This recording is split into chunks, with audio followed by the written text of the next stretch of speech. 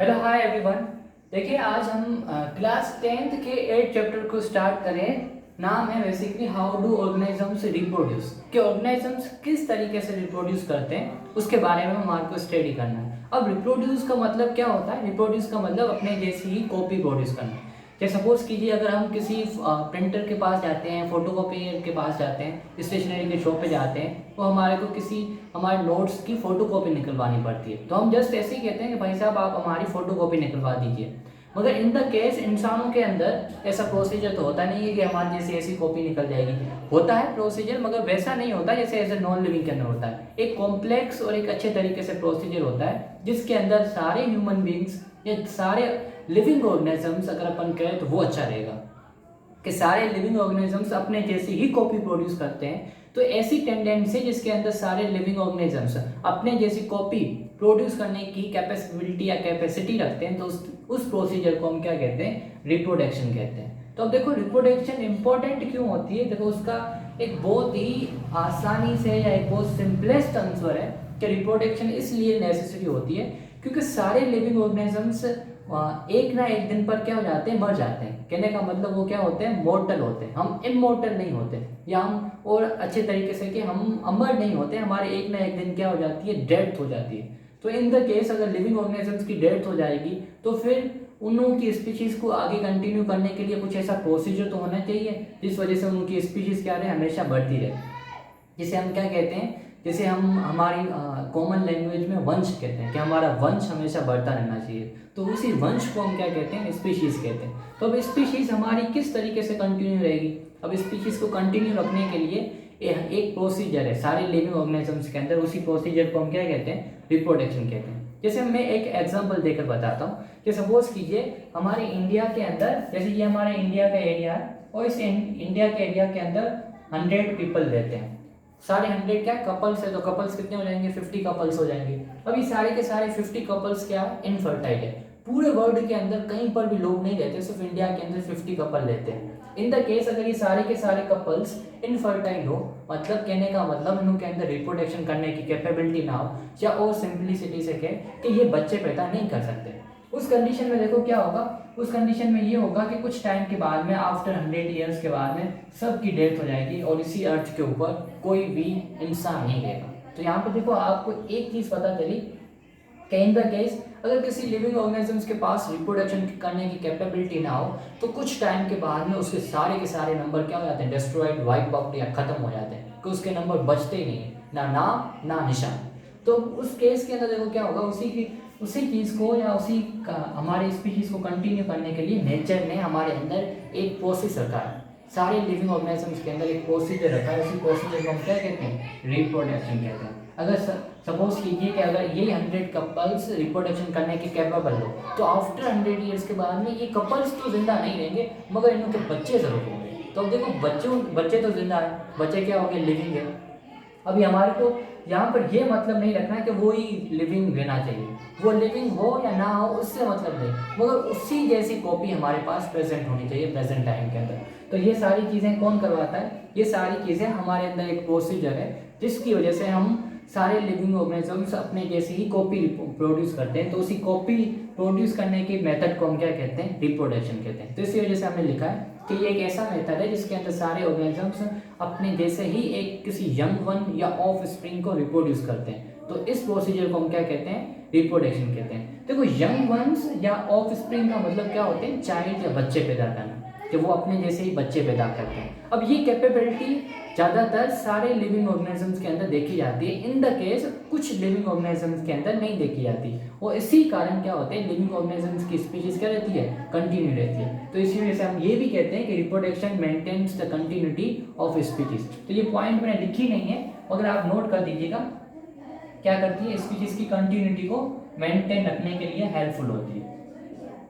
Reproduction is helpful, reproduction is important for the continuity of species, कि किसी भी species को हमेशा के लिए अगर किसी भी एरिया के अंदर जिंदा रहना है तो उसका मतलब उसके अंदर रिप्रोडक्शन करने की कैपेबिलिटी होनी चाहिए। रीजन क्यों है? क्योंकि सारे लिविंग ऑर्गेनिजम्स बेसिकली एक साइकिल के अंदर चलते हैं। वो साइकिल क्या होता है? देखो हमारा बर्थ होता है, हम मैच्योर करते हैं, मैच्योर होने के बाद में रिप्रोड्यूस करते हैं और फिर रिप्रोडक्शन करने के बाद में हमारी डेथ हो जाती है। ओल्डर होते हैं उसके बाद में डेथ हो जाती है। तो इस तरीके से अगर अपन इसे और अच्छे तरीके से सिंपलेस्ट वे से बताएं तो अपन 3 साइकिल में चलते हैं। बर्थ, मैच्योरनेस, उसी मैच्योरनेस के अंदर अपन की रिप्रोडक्शन होगी, उसके बाद में हमारा ओल्डर होंगे और फिर हमारी डेथ हो जाएगी। तो अभी देखो डेथ हो जाएगी, इन द केस अगर उसी ऑर्गेनिजम्स की डेथ हो गई तो फिर इस तरीके से तो क्या होते हैं, सारे लिविंग ऑर्गेनिजम्स एक दिन खत्म हो जाते हैं। मगर जब मैच्योर फेज के अंदर अगर वही अपने जैसी कॉपी प्रोड्यूस करे तो आने वाले टाइम के अंदर उनकी तो डेथ हो जाएगी, मगर जो उन्होंने कॉपी प्रोड्यूस की है वो क्या करेगी, वो फिर से उस साइकिल को कंटिन्यू करेगी। तो इस तरीके से साइकिल चलती जाएगी, तो उसकी स्पीशीज हमेशा के लिए रहेगी। अभी देखो कुछ ऐसे ऑर्गेनिजम्स होते हैं, हम इवोल्यूशन के अंदर पढ़ते हैं, जो उनके पास रिप्रोडक्शन करने की कैपेबिलिटी क्या हो जाती है, लॉस्ट हो जाती है।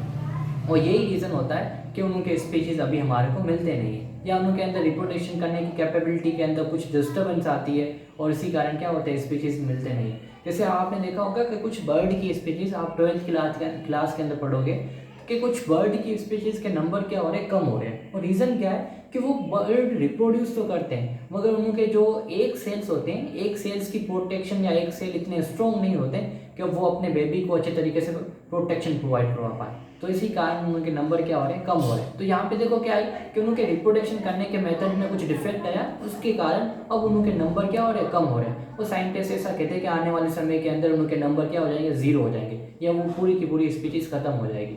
तो यहाँ पे एक चीज़ इंपॉर्टेंट है कि लिविंग ऑर्गेनिजम्स के अंदर रिप्रोडक्शन एक बहुत ही इंपॉर्टेंट प्रोसीजर होता है, जिसके कारण वो अपने जैसे ही ऑफ स्प्रिंग प्रोड्यूस करते हैं। इसी कारण उनकी स्पीशीज हमेशा के लिए एक जगह के अंदर या अर्थ के अंदर एग्जिस्ट करती है। इन द केस अगर रिप्रोडक्शन के अंदर कुछ डिस्टर्बेंस आ जाए तो उनके नंबर कम हो जाएंगे और आने वाले टाइम के अंदर वो पूरी स्पीशीज क्या हो जाएगी, खत्म हो जाएगी। अब देखिए रिप्रोडक्शन के बेसिकली 2 टाइप्स है, एक एसेक्सुअल रिप्रोडक्शन, एक सेक्सुअल रिप्रोडक्शन। किस हिसाब से, हम 2 हिसाब से बताते हैं कि एक ऑर्गेनिजम्स की कॉम्प्लेक्सिटी कैसी है, दूसरी ऑर्गेनिजम्स रिप्रोडक्शन करते वक्त कितने पेरेंट या किस प्रोसीजर को फॉलो करता है। तो हम बहुत सिंपल वैसे समझे कि ऐसे ऑर्गेनिजम्स जिनकी कॉम्प्लेक्स या जिनकी ऑर्गेनाइजेशन बहुत सिंपलेस्ट होती है, वो ज़्यादातर एसेक्सुअल रिप्रोडक्शन को फेवर करते हैं। अगर ऑर्गेनिजम्स बेसिकली कॉम्प्लेक्स होते हैं तो वो सेक्सुअल रिप्रोडक्शन को फेवर करते हैं। जैसे एग्जांपल बैक्टीरिया, तो बैक्टीरिया एक सेल का बना होता है, मतलब सिंपलेस्ट हो गया। इसका मतलब उसके अंदर कौन सी रिप्रोडक्शन होगी, एसेक्सुअल रिप्रोडक्शन होगी। जैसे आप समझो इंसान किसी और एनिमल को, किसी प्लांट को, वो बहुत ही ज़्यादा कॉम्प्लेक्स होते हैं, मल्टी सेल्युलर ऑर्गेनिजम्स होते हैं, इस वजह से वो कौन सी रिप्रोडक्शन शो करते हैं, सेक्सुअल रिप्रोडक्शन शो करते हैं। अब इसका मतलब ये नहीं कि सारे multi cellular organism sexual reproduction show करते हैं। मल्टी सेल्युलर ऑर्गेनिजम्स के अंदर भी जो सिंपलेस्ट ऑर्गेनाइजेशन रखते हैं वो एसेक्सुअल शो करते हैं, और जो कॉम्प्लेक्स ऑर्गेनाइजेशन रखते हैं वो सेक्सुअल शो करते हैं। अब ये एसेक्सुअल या सेक्सुअल रिप्रोडक्शन क्या है वो अभी हमारे को पढ़ना है। तो देखो फर्स्ट सबसे पहले अपन एसेक्सुअल रिप्रोडक्शन को पूरा पढ़ेंगे। इसके बेसिकली 6 से 7 टाइप्स है, 6 to 7 टाइप्स है। उसके बाद में सेक्सुअल रिप्रोडक्शन को पढ़ेंगे। सेक्सुअल रिप्रोडक्शन के अंदर हमारे को फर्दर 2 टाइप्स होंगे, sexual reproduction in plants, sexual reproduction in human beings. तो हम दोनों के बारे में पढ़ेंगे। तो सबसे पहले देखो अपन सेक्सुअल रिप्रोडक्शन को बाद में कंटिन्यू करेंगे आने वाले अपन के टॉपिक्स के अंदर। अभी हम किसको पढ़ते हैं, एसेक्सुअल रिप्रोडक्शन को पढ़ते हैं। तो एसेक्सुअल रिप्रोडक्शन किसे कहते हैं, एसेक्सुअल रिप्रोडक्शन जनरली एक ऐसा प्रोसीजर होता है जिसके अंदर एक ही पेरेंट बेसिकली कैपेबल हो अपने ऑफ स्प्रिंग प्रोड्यूस या रिप्रोड्यूस करने के लिए, विद और without involvement of gamete formation. मतलब अगर वो रिप्रोड्यूस करता है तो उसके अंदर गैमेट प्रोड्यूस भी हो सकते हैं या नहीं भी प्रोड्यूस हो सकते हैं, मगर जो पेरेंट होगा वो कितने होंगे, एक ही होगा। अगर एक ही पेरेंट के पास कैपेबिलिटी है कि वो अपने ऑफ स्प्रिंग प्रोड्यूस कर सकता है तो उस तरीके की रिप्रोडक्शन को हम क्या कहेंगे, एसेक्सुअल रिप्रोडक्शन कहेंगे।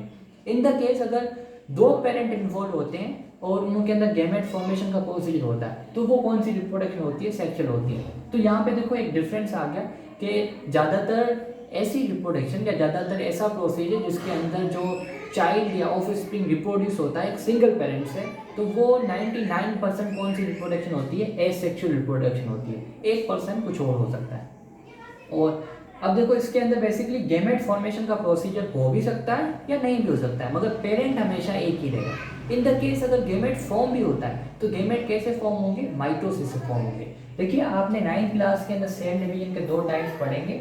कौन कौन से types, cell basically 2 cell division के 2 टाइप्स होते हैं, एक माइटोसिस और एक क्या होता है, मियोसिस होता है।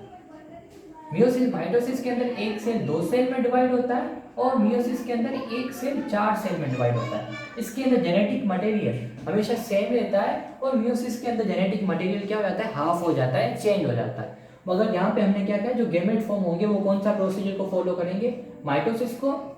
और ऐसे सेल जो माइटोसिस के प्रोसीजर को फॉलो करते हैं उनके अंदर जेनेटिक मटेरियल भी क्या रहता है, सेम रहता है। अब देखो आपको सबको पता है कि हमारे सेल के सेंटर के अंदर क्या होता है, न्यूक्लियस, और न्यूक्लियस के अंदर जेनेटिक मटेरियल होता है जो हमारी सारी रिएक्टिविटीज़ को कंट्रोल करता है। हम कैसे दिखते हैं, हम कैसे सोचते हैं, या हमारे अंदर रिएक्शंस किस तरीके से परफॉर्म होगी, वो सारी चीज़ें कौन डिसाइड करता है, हमारे अंदर प्रेजेंट जेनेटिक मटेरियल।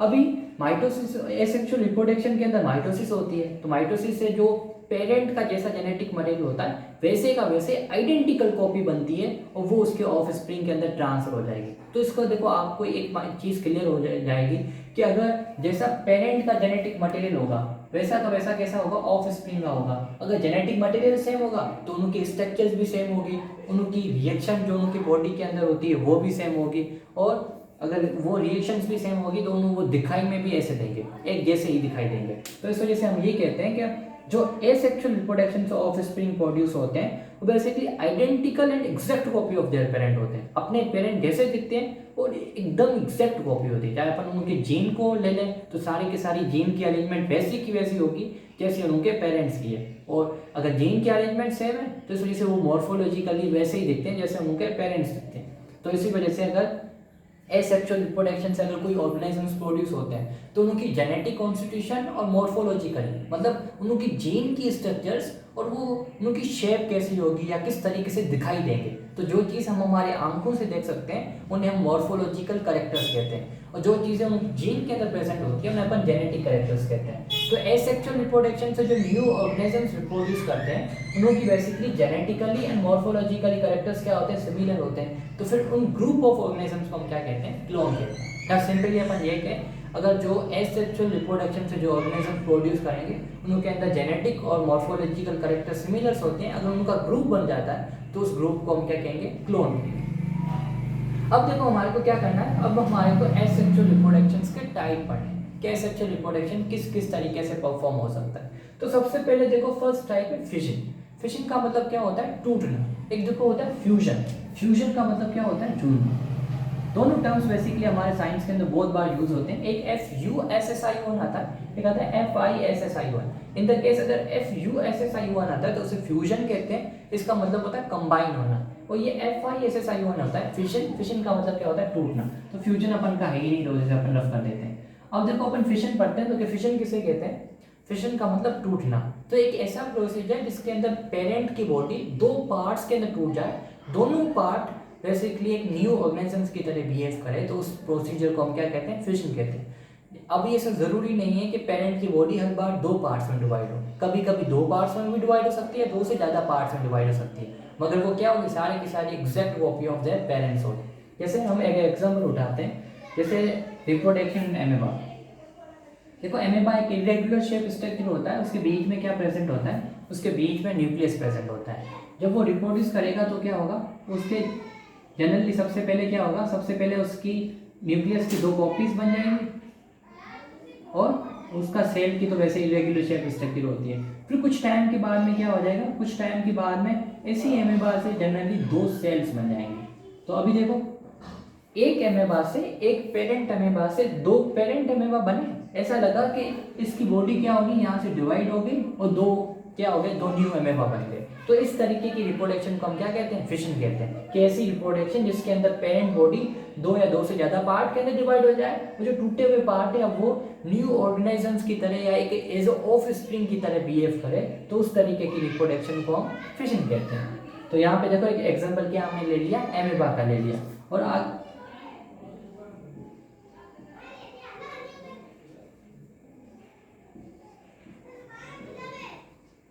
तो एमेबा का हमने एग्जांपल क्लियर कर लिया। इस फिशन के अंदर देखो और भी एग्जांपल है जो हम हमारे नेक्स्ट वीडियो के अंदर कंटिन्यू करेंगे। तो यहाँ तक आपको देखो क्लियर होना चाहिए। इन द केस अगर आपको कुछ डाउट होता है तो आप कमेंट के अंदर लिखकर आप मुझे भेज सकते हो। और ये चीज़ें आप अपने देखो वीडियो को पुश करने के बाद में सारी, इन द केस अगर आपके पास नोट्स नहीं है तो आप ये सारी चीज़ें नोट कर सकते हो कि ये एनसीईआरटी का, सीबीएसई का और आरबीएसई का एक ही सिलेबस है, तो आपको ये काम आ सकता है हर जगहों के ऊपर। तो देखो फिशन आपको क्लियर होना चाहिए। फिशन के अंदर क्या होता है कि एक बॉडी दो बॉडी या दो पार्ट्स में डिवाइड हो जाती है और दोनों पार्ट एज न्यू ऑर्गेनिज्म या न्यू ऑफ स्प्रिंग की तरह बिहेव करते हैं। तो यहाँ पे बॉडी डिवाइड होती है, तो डिवीजन को ही हम क्या कहते हैं, फिशन कहते हैं। Goodbye for now. We will continue our class into the next episode.